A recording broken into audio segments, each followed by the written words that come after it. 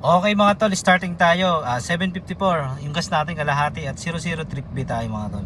Ito unang biyahe natin ngayong araw ng Huwebes mga tol.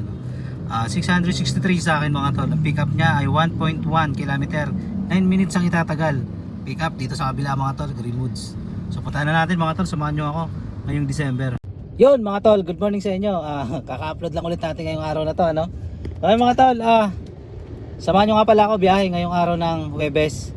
At saka sa mga hindi nakakaalam, mainit na usapin ngayon mga tol ang pag tatanggalin ang surge. Pero hindi pa naman, wala pa namang inilabas na tawag nito yung statement ng LTFRB kung tatanggalin ba talaga ang ano ba tawag nito yung surge. Yung surge kasi mga tol, ito yung nakalagay sa app natin na kapag madaming booking at traffic, tumataas po yung pamasahe.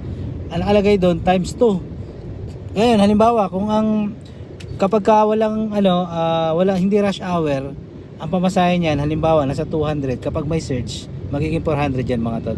Dahil sa traffic. Ang pinagbabasihan naman diyan sa surge yung tagal, yung itinatagal ng driver bago ma-pick up at mahihatid ang pasahero. So yan, unang biyahe, magandang buhay naman mga tol. Nasa 600 plus. Woo! So yan, balita ko kayo mamaya mga tol kapag na-drop off at nakakuha ulit tayo ng panibagong booking. Yo mga tol, 9:90 na mga tol. Nandito na tayo sa Makati. So nababa na natin ang ating passenger mga tol. Isang booking 633 sa akin mga tol. Abang-abang ulit tayo ng booking, wala na. Putik dito lang. Dito siguro may booking oh. Yun yung namumula eh. Dito wala na, namumutla na. So ayun mga tol. Hanap tayo ng mapapwestuhan. Dito sa Makati mga tol, kapag patay na yung oras, ganitong oras na, wala nang ganong pumapasok na booking. May pumapasok man, may pumasok ulit 100 lang. Ayan. So yun lang, may pumapasok naman na booking kaso hindi siya sunod-sunod. Ganito mga to, lalong-lalo na to sa January, ako po. Talagang pahirapan na talagang booking na ito, lalong-lalo na dumarami na ang TNVS driver ngayon. Matibay ulit. So ayun mga tol, gura-gurami muna tayo dito sa Makati. Balitaan ko kayo mamaya. So yung mga tol, pauwi na tayo. Nakikinig tayo ng meeting forum oh. Ay mga tol sa driver engagement. So pick up tayo na pasahero. Pauwi na pala tayo. Hindi na ako nakapag video kanina ng sunod-sunod dahil ng sunod-sunod yung booking. At syempre, nakinig tayo sa forum na isinigawa ng ating mga driver engagement mga tol. Wait lang kasi maraming pagbabago mga tol sa app na mangyayari. So magkakaroon na ng free cancellation mga tol. Yes, free cancellation po. Wait lang, naligaw ako. Mambira. Mga tol, naligaw ako mga tol.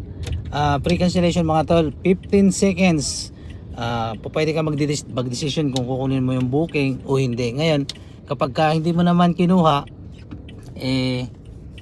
walang problema pero maapektuhan yung inyong rating system. Tapos ang mangyayari, may posibilidad din na pwede kang ma-post. So yun yung penalty sa Grab mga tol. Kasi hindi naman kasi pinopromote ng Grab ang pagiging pilimon o kaya pagiging mapili sa booking mga tol. Kaya nga nagbibigay sila ng incentive para hikayatin ng mga, alam nyo na, yung mga tropa natin na wag mag-cancel. Lalo't ngayon napapansin na ng ating gobyerno na bawal nga talaga mag-cancel mga tol. So yun lang mga tol, pick upin na natin itong ating passenger at balitaan ko kayo mamaya kapag nakuha na natin. Grabe mga tol, pulang-pula oh. 400 meters ang pick up. Ayan ang traffic mga tol. Dito ako sa BGC ngayon. 5:06 na mga tol at 73.3 km na itakbo natin at nabawas natin na gas mga tol. So ito na, nagpatay na ako ng booking mga tol dahil malapit na to sa amin. Dito na yung sa amin oh. Ayun oh, dyan yun sa amin. So bali, kinita natin ngayon ay 2,910. Tapos nag-umpisa tayo ng 7:50 mga tol o alas 8 na.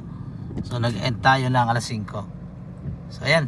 Tingnan natin kung alas 8 tayo nag-umpisa, di ba? 8, 9, 10, 11, 12. Launa, alas 2, alas 3, alas 4, alas 5. 9 hours tayo bumiyahe mga tol at naka 2,900 tayo, hindi pa kasama tip dyan mga tol. At ayun na mga tol, pauwi na tayo. Grabe, alas 5 sakto traffic. So ayun mga tol, mula dito sa amin, mula dito hanggang papunta sa amin nasa mga 4 o 3 km mga tol. So kumita pa rin tayo mga tol, hindi pa rin lugi.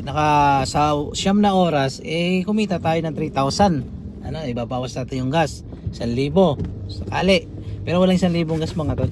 Nasa ano lang yan, kasi 77.4 km lang na itakbo natin eh. So ang gusto natin dyan mga tol ay nasa mga 700 lang. So 700, ibabawas natin yung 1,000 para sa ano 1,700 na bawas. So meron tayong 800 na savings mga tol, hindi na rin masama. So ilang mga tol, maraming salamat. Kahit papano sa 9 na oras at petiks na biyahe lang, kumita pa rin tayo mga tol. Ingat kayo dyan at God bless.